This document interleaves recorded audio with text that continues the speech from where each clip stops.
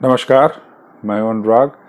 जंगल के किस्से की चौथी कड़ी में आज मैं अपने गांव के एक दोस्त की कहानी आपको बता रहा हूं, जिसका खेत मेरे कैंप के पीछे की तरफ है।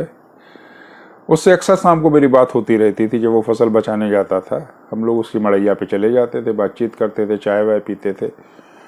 तो एक दिन मैंने उससे ऐसे ही पूछा कि तुमको बाघ कब पास से दिखा है और कब तुम्हारी यादगार साइटिंग रही है बाघ की।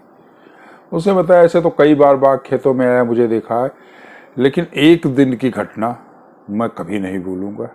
वो मैं आपको बता रहा हूँ। तो उस घटना को जब वो बता रहा था तो उसकी आंखों में वाकई वो तस्वीर उभरने लगी मुझे। उसने बताया कि वो दूसरे गांव की एक शादी में गया हुआ था। तो शादी से लौट के आते आते उसे करीब 7-8 बज गए थे रात के। उसने घर आया, घर पे आकर के खाना खाया और सोचा कि आज खेत पे नहीं जाता हूँ, आज घर पे ही आराम करता हूँ। लेकिन फिर उसने सोचा कि अगर जानवर का झुंड आ गया, फसल को नुकसान होगा, मुझे घर पे सोना है, तो आज मैं वहीं चलता हूँ, आज वहीं पे सो जाऊँगा चल के, और ज़्यादा रात को जागूंगा नहीं। ये सोचते हुए वो अपने मड़ैया पे गया खेत पे, और थोड़ी देर आवाज़ लगाने के बाद वो रजाई ओढ़कर सो गया। ये बात है अक्टूबर या नवंबर महीने की। उस समय उसके खेत में लाही लगी हुई थी, सरसों, पीली सरसों। तो मड़ैया में लेटते ही आग के पास उसे नींद आ गई। नींद में पहुंचा ही था वो कि तभी एक किनारे से, ये लोग बाड़ बांध रखते हैं, अपने खेत के किनारे बाड़ बांध रखते हैं, उसमें लकड़ियां, टहनी, डब्बे लटका रखते हैं। तो कोई जानवर जब बाड़ में अंदर इंटर करता है तो थोड़ी सी आवाज़ होती है। वो जैसे ही वो आवाज़ हुई, वो उठा, टार्च और डंडा लेकर के गया तो देखा कुछ चीतल खेत में उसके घुस आए थे। उसने आवाज़ करके उनको भगाया, वो भाग गए। वो फिर आकर के अपने बिस्तर पे लेट गया और फिर थोड़ी देर बाद उसे नींद आ गई। करीब आधे घंटे बाद फिर कुछ आवाज़ ऐसे ही आई, खटपट सी। वो उठ करके देखने गया। इस बार भी वही था, कुछ जंगली सुअर, स्पॉटेड डियर उसके खेत में घुस आए थे। उसने जोर से आवाज़ लगाते हुए हट हट करके उनको भगा दिया, वो भाग गए। उसने कहा, आज मैं सबसे ज़्यादा थका हुआ हूँ, तो आज जानवर भी ज़्यादा आ रहे हैं मेरे खेत में। फिर गया, फिर वो लेट गया। इस बार कोई जानवर उसके खेत में नहीं घुसा और वो 1-1.5 घंटे तक आराम से सोता रहा।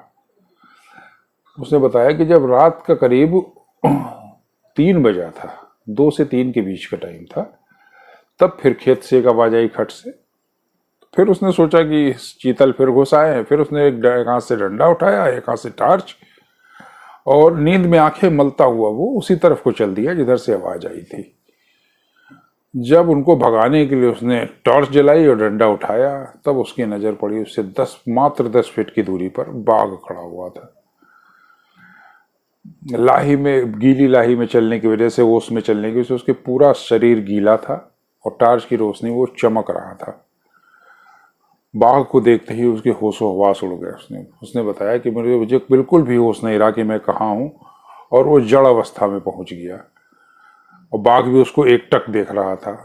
कुछ सेकंड के लिए एकटक देखा, फिर बाघ मुड़ा और दूसरे खेत की ओर धीरे धीरे करते हुए बढ़ गया। जब बाघ थोड़ा आगे गया तब उसको वो आया, और वो धीरे धीरे पैर पीछे करते हुए वापस अपनी मड़ैया पे आ गया। इस जाड़े में भी उसका शरीर पसीने से तर हो गया था। बता रहा कि उसने फिर तुरंत 2 गिलास पानी पिया और ऊपर वाले को धन्यवाद दिया कि बाघ के इतना पास आमना सामना होने पर भी मेरी जान बच गई। तब मैंने उसको बताया, मैंने उससे कहा कि देखो, बाघ कितना शानदार जानवर होता है। चाहता तो वो एक झटके में तुम्हारे ख़त्म कर सकता था, लेकिन बाघ तब तक हमला नहीं करता है जब तक उसे डिस्टर्ब ना किया जाए। बहुत ही शानदार प्रवृत्ति का जानवर है बाघ। यही बात है, कुछ अगर सावधानियां रखी जाए, अगर वो अचानक भागता तो हो सकता है बाघ हमला कर देता, लेकिन वो अपनी जगह खड़ा रहा और बाघ भी अपने रास्ते निकल गया। तो जंगल के आसपास इस तरीके की घटनाएं होती रहती हैं और वन्य जीवों से आमना सामना होता रहता है, लेकिन गांव के लोग अब इन सब चीज़ों के अभ्यस्त हो चुके हैं। तो इसीलिए ज़्यादा डरते, शोर शराबा नहीं करते हैं। इससे घटनाएं भी कम होती हैं कॉन्फ्लिक्ट की। ऐसी कहानियां मैं आगे भी आपको बताता रहूँगा। नमस्कार।